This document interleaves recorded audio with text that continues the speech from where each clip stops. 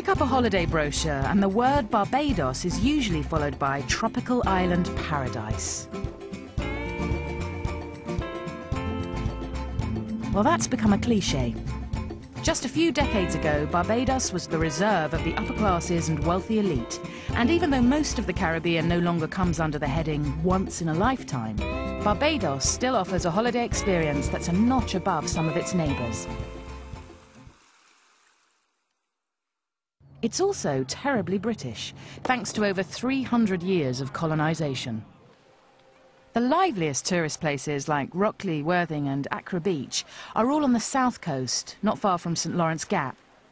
Here, there are a huge number of hotels and apartment buildings of varying quality.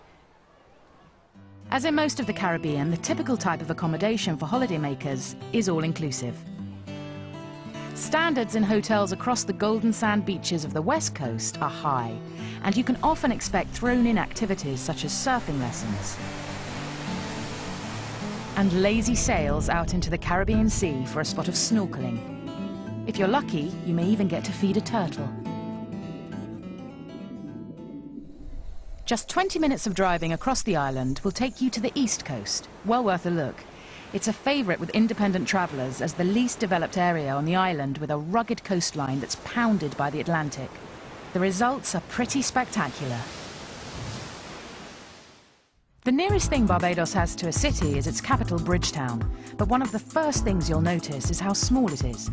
A morning is usually more than enough to take in the main sights, which include Broad Street for duty-free shopping, colourful markets and a handful of colonial buildings.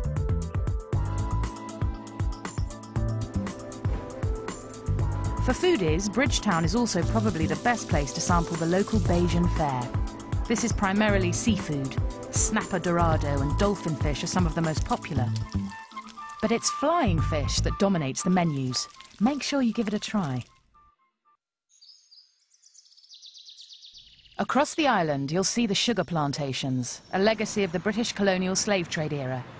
As you travel around, you'll see tiny chattel houses propped up on stone piles. The slaves who lived in them weren't allowed to own their own land. Plantation owners, on the other hand, lived in places like this, St Nicholas Abbey. It was built in 1650, which makes it not only the oldest of the great houses in Barbados, but also one of the 3 oldest houses in the whole of the Americas.